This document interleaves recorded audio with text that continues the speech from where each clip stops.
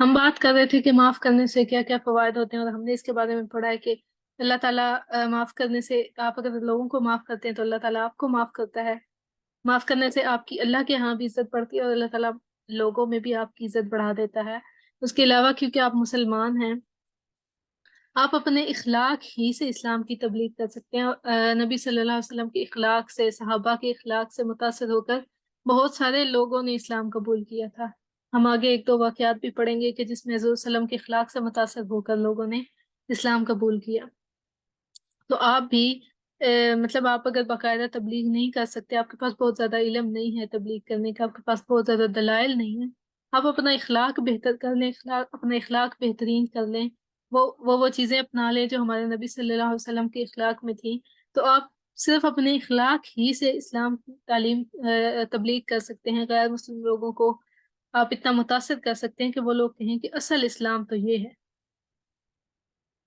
آج ہمارے اسلام کو دیکھ کر کئی لوگ اسلام قبول کرنے سے ڈرتے ہیں کہ اگر مسلمان ایسے ہیں، اگر یہ اسلام ہے تو پھر تو ہم اسلام کے بغیر ہی اچھے ہیں۔ اور کچھ غیر مسلم لوگوں کے جو انٹرویوز وغیرہ میں نے دیکھے تھے، تو ان میں ایک بندے کا میں نے انٹرویو دیکھا تھا، وہ کہہ رہا تھا کہ میں اسلام کے مخالف ایک کتاب لکھ رہا تھا اور اسلام کے خلاف، اور میں نے مجھے اس کے لیے ڈاٹا چاہیے تھا، اور میں نے اس پہ ریسرچ کی کہ میں اسلام کے بارے میں کوئی صحیح چیزیں نکال سکوں، اس کے بارے میں غلط غلط چیزیں نکال سکوں۔ اور اس دوران اس کو سیرت پڑھنے کا موقع ملا، اس نے سیرت کے بارے میں پڑھا، تو اس نے کہا کہ جیسے ہی میں نے سیرت النبی صلی اللہ علیہ وسلم کو پڑھا تو میرا دل بدل گیا، اور آپ کی سیرت کو پڑھنے کے بعد میں نے اسلام قبول کر لیا۔ یعنی اسلام کے خلاف کتاب لکھ رہا تھا باقاعدہ، اور سیرت کو پڑھنے کے بعد اس نے اسلام قبول کر لیا۔ ہمیں بھی اپنے اخلاق کو ایسا ہی بنانا ہے جیسے ہمارے نبی صلی اللہ علیہ وسلم کا اخلاق تھا۔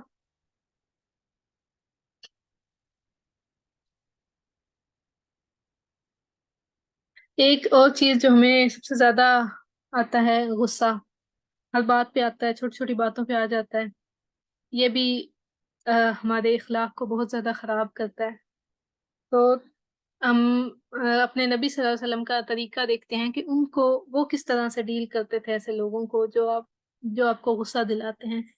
کچھ یہودی ایک دفعہ اللہ کے رسول صلی اللہ علیہ وسلم کے گھر آئے اور کہنے لگے السلام علیک، یعنی کہ معاذ اللہ آپ صلی اللہ علیہ وسلم کو موت آ جائے۔ اب دیکھیں کہ وہ آپ کے گھر میں آ کر آپ اور آپ کے گھر والوں کو گالی دے رہے ہیں، لیکن قربان جائیے اس نبی صلی اللہ علیہ وسلم کے حلم اور حوصلہ پر کہ آپ نے صرف اتنا کہا علیکم۔ ام المومنین سیدہ عائشہ رضی اللہ عنہا بھی گھر پر موجود تھیں، انہوں نے ان کے یہ کلمات سنے تو انہیں بہت شدید غصہ آیا۔ اب دیکھیں کہ آپ کے مطلب وہ آپ کے شوہر تھے، تو ان کو شدید غصہ آئے کہ کوئی ایسے کیسے کہہ سکتے ہیں انہیں، تو وہ ان کو جواب دینے لگیں، کچھ کہنے لگیں، تو اللہ کے رسول صلی اللہ علیہ وسلم نے فرمایا عائشہ رک جاؤ، ان کو کچھ بھی نہ کہو، اور آپ نے صرف علیکم کہنے پر اکتفا کر دیا، اس سے زیادہ کچھ بھی نہیں کہا۔ اور ایک ہم جب کوئی غصے والی بات کرتا ہے تو ہم ایک بات کرنے پر اس کو چار باتیں سناتے ہیں، تب بھی جا کر ہمیں سکون نہیں آتا، بعد میں بھی ہم کڑتے رہتے ہیں بیٹھ کر، میں نے اس کو یہ والی بات کیوں نہیں کہی تھی، مجھے یہ بھی سب کہنا چاہیے تھا، ذرا مجھے اتنا غصہ آیا، اس کو بھی تو تکلیف ہو نا جو اس نے مجھے غصہ دلایا، اس نے مجھے یہ سب کہا۔ اس کے علاوہ ایک واقعہ ہے، تھوڑا لمبا واقعہ ہے، لیکن یہ ہے کہ ایک یہودی تھے، یہودی عالم تھے زید بن ثنا، انہوں نے حضور صلی اللہ علیہ وسلم کی مذکورہ صفات کے بارے میں پڑھ رکھا تھا پہلے، کیونکہ یہودیوں کی کتابوں میں پوری تفصیل تھی حضور صلی اللہ علیہ وسلم کے بارے میں کہ وہ کہاں آئیں گے، ان کے اندر کیا کیا صفات ہوں گی، سب کچھ تھا ان کتابوں میں، کیونکہ عالم تھا، اس نے کتاب پڑھ رکھی تھی۔ تو یہ مختلف بہانوں سے آپ صلی اللہ علیہ وسلم کی مجلس میں آتے اور ان کو دیکھتے رہتے کہ اچھا ان میں یہ صفت پائی جاتی ہے، یہ والی پائی جاتی ہے، یہ والی پائی جاتی ہے۔ انہوں نے کیا کیا، ایک دن ٹیسٹ لینے کا سوچا، اور ان کو موقع مل گیا کہ وہ ان کے الفاظ ہیں کہ وہ کہتے ہیں کہ میں رسول اللہ صلی اللہ علیہ وسلم کی مجلس میں تھا اور ایک اعرابی شخص آیا، اس نے عرض کیا یا رسول اللہ صلی اللہ علیہ وسلم، میرے علاقے کے کچھ لوگ مسلمان ہوئے ہیں، اب انہیں قحط اور فقر و فاقہ کا سامنا ہے، اگر انہیں فوری مدد نہ ملی تو خطرہ ہے کہ وہ کہیں اسلام سے نہ نکل جائیں، اس لیے آپ ہماری امداد کر دیں۔ تو جو زید بن ثنا تھے، انہوں نے منصوبہ بنایا کہ چلو اب میں ٹیسٹ کرتا ہوں، انہوں نے کہا کہ آپ صلی اللہ علیہ وسلم سے کہ آپ فلاں آدمی کے باغ سے اتنی کھجوریں لے لیں، میں آپ کو دیتا ہوں. یعنی کہ آپ صلی اللہ علیہ وسلم کے پاس اس وقت پیسے نہیں ہوں گے، مطلب دینے کے لیے کچھ نہیں ہوگا. تو انہوں نے فوراً سے کہا کہ میں دیتا ہوں اس بندے کی، میں مدد کروں گا. تو آپ کچھ دن کے بعد، اتنے دن کے بعد مجھے یہ کھجوریں واپس کر دینا. آپ صلی اللہ علیہ وسلم نے فرمایا کسی خاص شخص سے خریدنے کی بات نہ کرو، بلکہ تم مجھے یہ ہے کہ اتنی کھجوریں اتنی مدت تک کے لیے، خاص مدت تک کے لیے دو، اور اس کے بعد تم مجھ سے نہ ادائیگی لے لینا. کہتے ہیں میں نے اپنی پوٹلی کھولی اور اس سے 80 دینار نکالے اور آپ صلی اللہ علیہ وسلم کے حوالے کر دیے. آپ نے اسی وقت رابی کو بلایا اور اسے رقم دے کر فرمایا کہ اپنے لوگوں میں جاؤ اور لوگوں کی مدد کر دو. اور پھر ابھی ادائیگی سے 2-3 دن باقی تھے، ابھی دن اوپر بھی نہیں ہوئے تھے، 2-3 دن پہلے کی بات ہے کہ انہوں نے کہا کہ حضرت وسلم کے تحمل اور بردباری کی آزمائش کرتے ہیں، چیک کرتے ہیں وہ واقعی کتنے حمل والے ہیں. وہ گئے، کوئی جنازہ ہوا تھا، اس کی ادائیگی کے بعد آپ صلی اللہ علیہ وسلم، سیدنا ابو بکر صدیق، عمر فاروق اور دیگر کچھ اور صحابہ بھی جنت البقیع میں تھے. تو وہ زید گئے اور جا کے فوراً سے آپ صلی اللہ علیہ وسلم کی چادر پکڑ لی اور اتنی زور سے کھینچی کہ آپ کے کندھے سے اتر گئی، اور ساتھ ہی بہت ہی غصے سے کرخت لہجے میں کہا کہ محمد، میرا قرض واپس نہیں کرو گے؟ تم لوگ بنی عبد المطلب کے لوگ قرض واپس کرنے میں اچھے نہیں ہو، تم لوگ بہت دیر سے قرض واپس کرتے ہو، میں اچھی طرح جانتا ہوں تم لوگوں کے معاملات کیا ہیں. یعنی کہ ایک تو حضور صلی اللہ علیہ وسلم کے ساتھ برا سلوک کیا، دوسرا پھر ان کے مطلب والدین کے بارے میں، ان کے خاندان کے بارے میں برا بھلا کہا. اور پھر ابھی وعدے کی مدت بھی پوری نہیں ہوئی تھی. لیکن کیا ہوا کہ سیدنا عمر فاروق رضی اللہ عنہ، آپ کو ان کے غصے کا پتہ ہے کہ وہ غصے والے آدمی تھے. انہوں نے جب یہ دیکھا کہ یہ شخص اس طرح کا سلوک کر رہا ہے، تو انہوں نے کہا او اللہ کے دشمن، تمہاری یہ جرت کہ تم اللہ کے رسول کے ساتھ اس قسم کی گھٹیا گفتگو کرو. اس ذات کی قسم جس نے آپ صلی اللہ علیہ وسلم کو حق کے ساتھ مبعوث فرمایا، اگر مجھے ان کی پاسداری نہ ہوتی تو تمہاری اس بدتمیزی پر تمہاری گردن اڑا دیتا. تمہاری یہ جرت کیسے ہوئی کہ تم ایسی واہیات گفتگو کرو؟ اب ذرا رسول اللہ علیہ وسلم کا رد عمل ملاحظہ فرمائیں. اس اتنی سخت گفتگو کے بعد بھی آپ کو غصہ نہیں آیا، آپ کے چہرے پر مسکراہٹ تھی، بلکہ آپ نے حضرت عمر فاروق کو کہا کہ عمر، ایسی بات نہ کرو، بلکہ تمہیں تو یہ چاہیے تھا کہ تم مجھے یہ کہتے کہ میں اس کا قرض خوش اسلوبی سے ادا کر دوں، اور اسے بھی یہ بات سمجھاتے کہ میاں قرض کا تقاضا بھلے طریقے سے کرو. اور پھر آپ نے حضرت عمر کو یہ حکم دیا کہ جاؤ اور اس کا قرض واپس کرو، اور تم نے چونکہ اسے ڈرایا دھمکایا ہے، اس وجہ سے اسے 20 سا یعنی 50 کلو کھجوریں زیادہ ادا کرو. تو وہ زید بن ثنا جو عالم تھے، انہوں نے کیونکہ ٹیسٹ لینا تھا اور چیک کیا کہ آپ کا رویہ، انہوں نے آپ دیکھا، تو اس کے بعد وہ مسلمان ہو گیا، ادھر صحابی صحابی کا شرف حاصل ہوا انہیں.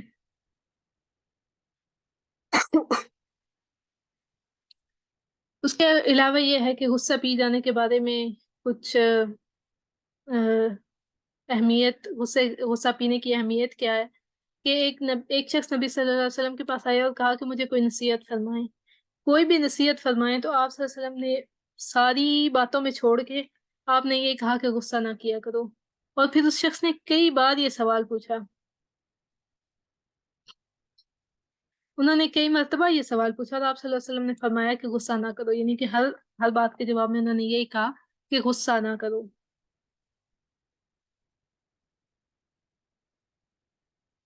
اس کے بعد پیچھے بھی ہم نے یہ والی آیت پڑھی ہے کہ والکاظمین الغیظ، غصہ ضبط کرنے والے لوگوں کا انعام کیا ہے، جنت میں باغات ہوں گے، ان کے نیچے نہریں چل رہی ہوں گی، اور لوگوں کو معاف کرنے اور ضبط کرنے والوں کا یہ، غصہ ضبط کرنے والوں کا یہ انعام ہوگا.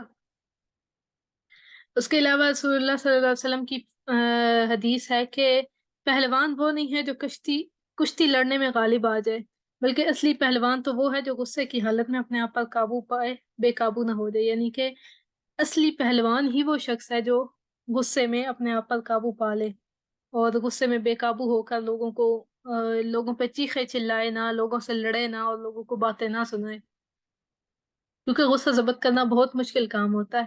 شیطان تو ہمیں ہمارے ہر وقت پیچھے لگا رہتا ہے کہ بھائی غصہ کرو، اس بندے نے تمہیں، اس کی ضرورت کیسے ہوئی تمہیں یہ بات کرنے کی، اس نے تمہیں ایک بات سنائی ہے، تم اس کو ذرا بتاؤ، اس کا منہ توڑ دو، اس کے دانت توڑ دو، पता नहीं क्या क्या कर दो।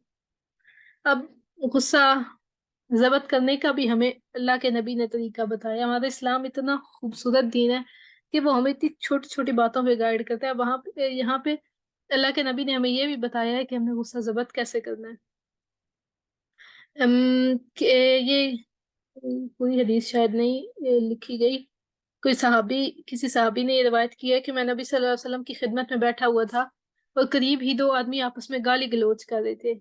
इतना शदीद गुस्से में थे कि एक शख्स का मुंह सुरख हो गया और गर्दन की रगें फूल गई। मतलब शदीद जब किसी को गुस्सा आया होता है ना, तो मुंह सुर्ख हो जाता है। आप सल्लल्लाहु अलैहि वसल्लम ने फरमाया, मुझे ऐसा कलिमा मालूम है कि अगर ये शख्स इसे पढ़ ले तो इसका गुस्सा जाता रहेगा। यानी कि इतने शदीद गुस्से में कोई एक बंदा कलमा पढ़ ले। वो कलमा कौन सा है? आऊज़ु बिल्लाहि मिनश शैतानिर रजीम। क्योंकि गुस्सा शैतान ही दिलाता है। तो इस वजह से जैसे ही हम शैतान से पनाह मांग लेंगे, अल्लाह ताला की पनाह में आ जाएंगे, तो हमारा गुस्सा जाता रहेगा।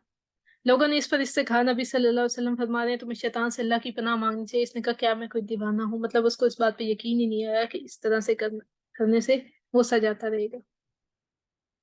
एक और तरीका यह है कि रसूलुल्लाह सल्लल्लाहु अलैहि वसल्लम ने हमसे फरमाया, कोई हदीस किसी सहाबी ने भी रिवायत की है, जब तुम में से किसी को गुस्सा आए और वो खड़ा हो, मतलब गुस्से में है, खड़ा है, तो उसको चाहिए कि वो बैठ जाए।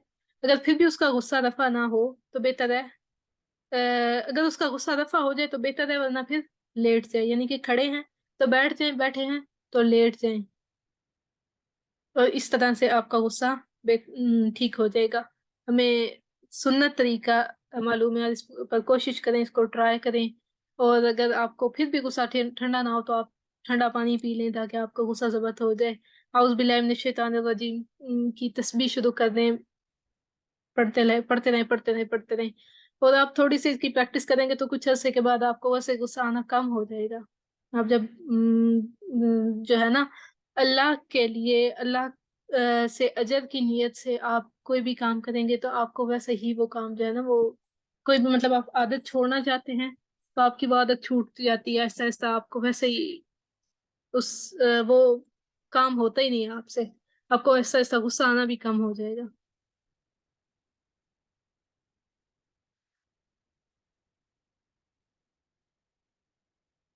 उसके अलावा एक और जो हमारे अंदर सबसे ज्यादा आदत पाई जाती है, वो है बदजुबानी।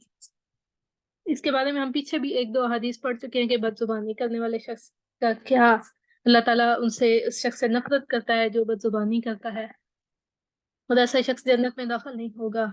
लोग जहन्नम में अपने मुंह की वजह से, अपनी बदजुबानी की वजह से दाखिल होंगे। इसके बारे में मजीद हम पढ़ते हैं कि अल्लाह के नबी का क्या अंदाज था, उनका किसी से बात करने का क्या अंदाज था।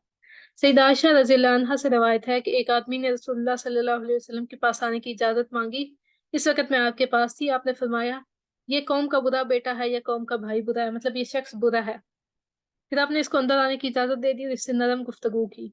जब वो निकल गया तो मैंने आपसे अर्ज किया, अल्लाह के रसूल, आपने तो उसको बुरा कहा था, फिर आपने इससे नरम गुफ्तगू की। आपने फरमाया, आयशा, लोगों में सबसे बुरा वो है जिसकी बदजुबानी से बचने के लिए लोग इसे छोड़ दें। यानी कि देखें, हम कहते हैं कि मतलब वो शख्स तो है ही बुरा, मैं इसके साथ अच्छा सलूक कैसे करूं? अल्लाह के नबी बुरे लोगों के साथ भी अच्छे तरीके से बात करते हैं, अच्छे तरीके से नरमी से गुफ्तगू करते हैं। और नरम गुफ्तगू करना बहुत ही, मतलब इससे लोगों के दिलों में आपकी मोहब्बत बहुत बढ़ जाती है। इससे लोग आपके गर्विदा होते हैं। अगर आप खास तौर पर अगर आप इस्लाम की तबलीग करना चाहते हैं तो आपको बहुत ही नरम गुफ्तगू करनी चाहिए ताकि लोगों के दिलों में आपकी मोहब्बत बढ़े और उनको पता चले असल इस्लाम है क्या।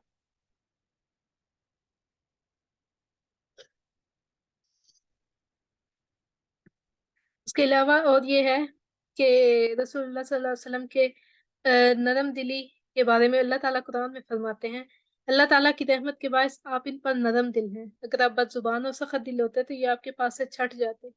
यानी कि अगर अल्लाह के नबी बदजुबान और सख्त दिल होते तो वो जो कुफारे मक्का छुप छुप कर आपकी बातें सुनते थे, और इतने लोग जो आपके खिलाफ को देखकर मुतासिर होकर मुसलमान हुए थे, वो उनमें से कोई भी मुसलमान नहीं होता, वो कोई भी उनके पास नहीं आता और बिल्कुल सारे दूर हो जाते। जो इतने सहाबा आप सल्लल्लाहु अलैहि वसल्लम से बहुत ही मोहब्बत करते थे, वो उनसे मोहब्बत ना करते। आप खुद ही देखें कि कोई शख्स अगर बहुत ज़्यादा बदज़ुबान है और आप उसको हर वक़्त बुरा-भला कहता रहता है, हर बात पे गुस्सा करता है और बहुत ही सख़त दिल का मालिक होता है, तो उसके साथ कोई बंदा मोहब्बत नहीं करता, कोई शख्स उससे मोहब्बत नहीं करता, सारे उससे दूर ही रहते हैं। बल्कि अगर वो कहीं आप महफ़िल में बैठे हैं, ऊपर से वो बंदा आ जाए, तो सारे लोग ख़ामोश हो जाते हैं कि ये आ गया है। अब सारे आहिस्ता-आहिस्ता कोशिश करते हैं कि वहाँ से उठकर चले जाएँ। उस बंदे के साथ कोई भी बात करना पसंद नहीं करता। और बदज़ुबानी के बारे में नबी अकरम सल्लल्लाहु अलैहि वसल्लम ने फरमाया कि सबसे बड़ी ज़्यादती ये है कि आदमी नाहक किसी मुसलमान की बेइज़्ज़ती करे। हमारे अंदर आजकल ये रोस्टिंग और एक-दूसरे की बेइज़्ज़ती करने का बहुत ही ज़्यादा ट्रेंड आ चुका है। बहुत ज़्यादा हमें आजकल ना मतलब बस एक-दूसरे की बेइज़्ज़ती करने का मौका मिलना चाहिए। हमने तो फ़ौरन उसको कहना है कि अच्छा ये हुआ, वो हुआ मतलब सही मतलब हम ये नहीं देखते कि अगले बंदे के दिल पर क्या गुज़र रही है।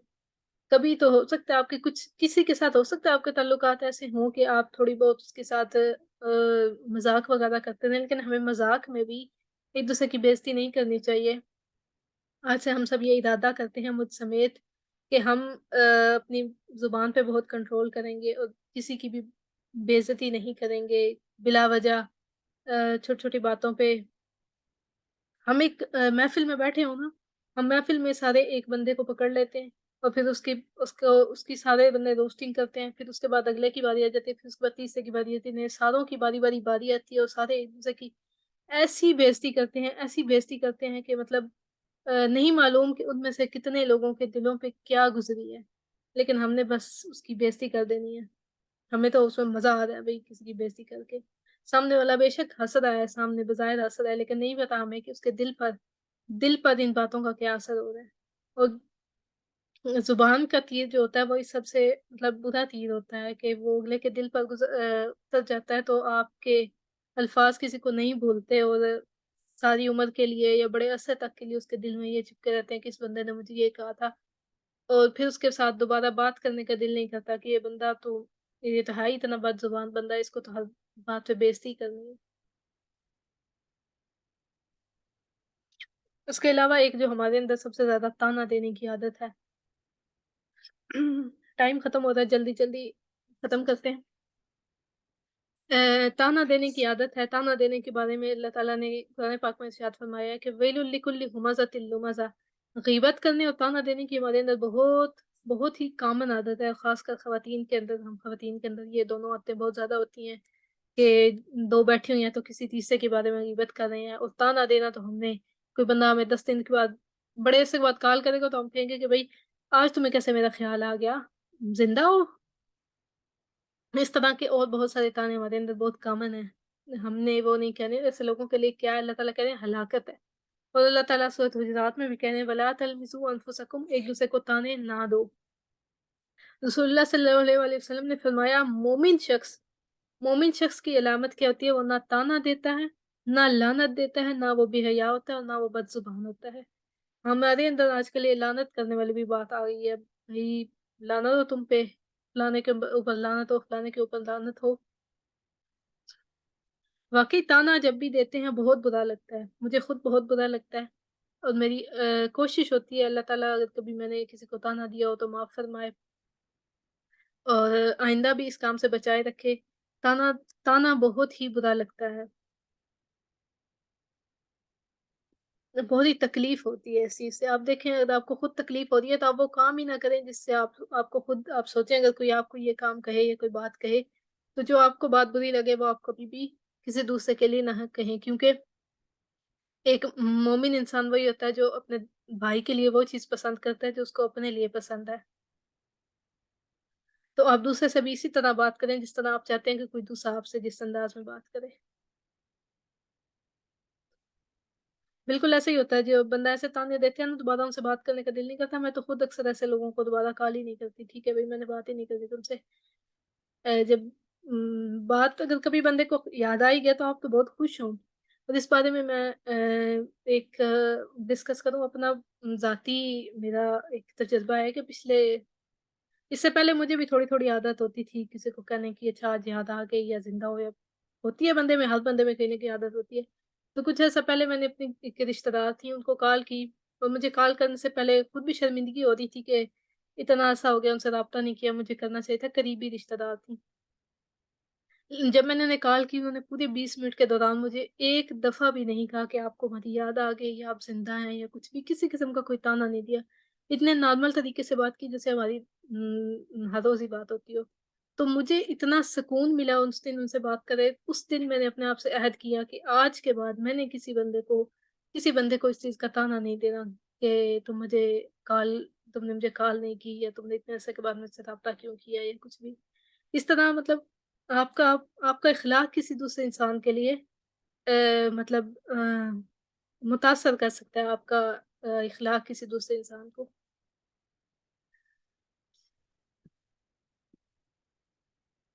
इसके अलावा मुस्कुराहट क्या है कि नबी सल्लल्लाहु अलैहि वसल्लम जो हैं हज़रत अब्दुल्ला बिन हारिस बिन जज़ रज़ियल्लाहु अन्हु फरमाते हैं कि मैंने हज़ूर सल्लल्लाहु अलैहि वसल्लम से ज़्यादा मुस्कुराने वाला किसी को नहीं देखा, यानी उनके चेहरे पे अक्सर ही मुस्कुराहट होती थी। अ, किसी से भी मिल रहे हैं, मुस्कुराहट से मिल रहे हैं, उनके चेहरे पर हर वक़्त एक मुस्कुराहट होती थी। कभी ये नहीं है कि इतना बुरा चेहरा बनाया हुआ है कि देखने वाले को आप अगर बहुत ज़्यादा संजीदा होकर बैठे हुए हैं ना, तो सामने वाले को भी एक बड़ी नेगेटिव सी वाइब्स जाती हैं। अगर आप मुस्कुरा रहे हैं, तो सामने वाला भी बड़ा पुरसुकून हो जाता है आपको मुस्कुराते देखकर। और इस मुस्कुराने की आदत को हमारे हमसे ज़्यादा ना अंग्रेज़ों ने अपनाया हुआ है। बाहर निकलो तो मतलब हर बंदा एक-दूसरे को बड़ी मुस्कुराहट दे रहा होता है, हर बंदा मतलब जब भी मिल रहे हैं मुस्कुरा के मिल रहे हैं, गुज़रते-गुज़रते रास्ते में गुज़रते-गुज़रते एक-दूसरे को स्माइल दे रहे होते हैं और हम हैं कि हमने इस चीज़ को बिल्कुल ही छोड़ दिया हुआ है। लेकिन मुस्कुराहट का अंदाज़ भी अल्लाह के नबी का एक इस तरह का था कि नबी अकरम सल्लल्लाहु अलैहि वसल्लम को इस तरह खुलकर कभी हँसते नहीं देखा कि आपके हलक का कौवा नज़र आने लगता हो। आप सल्लल्लाहु अलैहि वसल्लम से मुस्कुराते थे। ये हज़रत आयशा ने हदीस रिवायत की हुई है कि कभी भी ऐसे नहीं हँसते थे कि आपके हलक का कौवा नज़र आता हो और हम लोग आज खिलखिला के हँसते हैं जब तक हम कह का ना लगाएँ। हमें हँसने का भी मज़ा नहीं आता। सिर्फ़ मुस्कुराहट और नबियों का मुस्कुराने का अंदाज़ सभी का ऐसा होता है। सूरत नमल में भी हज़रत सुलेमान के बारे में अल्लाह ताला ने फरमाया कि फतबस्समा फ़ज़ा का अरबी मुझे याद नहीं है। उसमें ये है कि वो हँसते-हँसते मुस्कुरा दिए। यानी कि वो चींटी की बात पे उनको हँसी आई, लेकिन फिर उनको याद आया कि नहीं, हँसना नहीं है, सिर्फ़ मुस्कुराना है। तो वो अपनी हँसी को रोक कर सिर्फ़ मुस्कुरा दिए। ये नबियों के हँसने का स्टाइल भी ये होता था कि वो सिर्फ़ मुस्कुराते थे। और अल्लाह के नबी बहुत ही कम हँसते थे। अगर हँसते भी थे तो इतना कि आपके पास सिर्फ़ और सिर्फ़ ना दाँत या थोड़े बहुत आपके जबड़े कह लें नज़र आते थे। कभी भी इतना कहका लगाकर वो नहीं हँसते थे। खुशमिज़ाजी भी आज हमें बहुत कम पाई जाती है।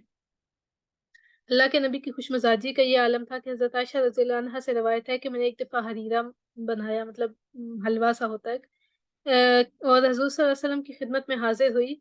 हज़रत सौदा रज़ियल्लाहु अन्हा भी हाज़िर थी। मैंने इन्हें कहा आप भी खाएँ, यानी कि हज़रत आयशा ने हज़रत सौदा को कहा कि आप भी खाएँ, लेकिन उन्होंने खाने से इनकार कर दिया।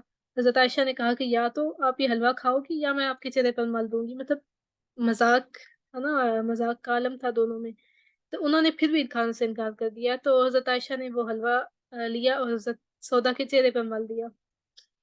देखें, हज़ूर सल्लम ने क्या किया कि उन्होंने जो है ना हज़रत आयशा का सर अपनी रान मुबारक पे रखा और हज़रत सौदा से फरमाया कि तुम भी इसी तरह इसके चेहरे पर लेप कर दो। चुनांचे हज़रत सौदा ने मेरे चेहरे पर वो हरीरा मल दिया और हम दोनों की इस हालत में देखकर सरकारे दो आलम खूब हँसे। मतलब एक खुशमिज़ाजी अपने घरवालों के साथ खुशमिज़ाजी कैसी है? इसके अलावा अल्लाह के नबी की अपने घरवालों के साथ खुशमिज़ाजी के बहुत सारे वाक़यात हमें सीरतुन नबी में मिलेंगे। उसके अलावा आपकी खुशमिज़ाजी का आलम घरवालों के अलावा बाहर वालों के साथ भी बहुत अच्छा था। इसके भी बहुत सारे वाक़यात हमें मिलते हैं कि अल्लाह के नबी कितने खुशमिज़ाज, कितना अच्छा मज़ाक और कितना मज़े का मज़ाक करते थे। लेकिन आप मज़ाक में भी कभी झूठ नहीं बोलते थे। एक वाक़या भी हम देख लेते हैं। सरवरे कौनैन हज़रत मोहम्मद सल्लल्लाहु अलैहि वसल्लम मज़ाक पसंद फरमाते थे और हर कोई उनसे उससे लुत्फ़ अंदोज़ होता था। एक दफ़ा एक सहाबी इंतहाई जो सादा लौह थे, ज़्यादा खुश शक्ल नहीं थे। ایک دن محمد صلی اللہ علیہ وسلم نے اسے مدینہ منورہ کے بازار میں دیکھا تو آپ نے پیچھے سے اس کے پاس جا کر اسے اپنے بازوؤں میں جکڑ لیا اور قدرے اونچی آواز میں فرمایا، اس غلام کو کون خریدے گا؟ صحابی نے پیچھے مڑ کے دیکھا کہ اسے کس نے بازوؤں میں جکڑا ہوا ہے۔ جب اس نے حضرت محمد صلی اللہ علیہ وسلم کو دیکھا تو وہ بہت سی زیادہ خوش ہوا، یعنی کہ صحابی کو بہت خوشی ہوئی جب حضور صلی اللہ علیہ وسلم نے انہیں غلام کہا۔ اس نے اپنی پشت انہوں نے اپنی پشت حضور صلی اللہ علیہ وسلم کے سینے کے ساتھ دباتے ہوئے کہا، یا رسول اللہ، مجھے فروخت کر کے آپ کو کچھ زیادہ رقم نہیں ملے گی، کیونکہ وہ زیادہ خوش شکل نہیں تھے۔ تو اللہ کے نبی کا انداز دیکھیں کہ خوش مزاجی کے علاوہ اپنے ساتھیوں کے ساتھ کس انداز میں بات کرتے ہیں، اگر کوئی اس کو مطلب ان کی دلجوئی کس طرح سے کر رہے ہیں، کہ کہتے ہیں کہ لیکن اللہ جل شانہ کی نظر میں تمہاری قیمت بہت زیادہ ہے، مطلب تمہاری اگر شکل اچھی نہیں بھی ہے لیکن اللہ کی نظر میں تمہاری قیمت بہت زیادہ ہے۔ تو ہم آ، ارادہ کرتے ہیں کہ انشاءاللہ ہم اللہ کے نبی کے اخلاق کو اپنائیں گے اور ہم بھی اپنے اخلاق کو بہترین کریں گے۔ اللہ تعالیٰ ہماری مدد کرے اور ہمارا آج جو بھی پڑھا ہے اس کو قبول کرے، اگر کوئی غلطی ہوئی ہے تو اللہ تعالیٰ معاف فرمائے اور ہمیں اچھا اخلاق اپنانے کی توفیق دے۔ اللہم کما احسنت خلقی فحسن خلقی۔ وآخر الدعوان الحمد للہ رب العالمین۔ سبحانک اللہم وبحمدک نشہد ان لا الہ الا انت نستغفرک واتوب الیک۔ السلام علیکم ورحمۃ اللہ وبرکاتہ۔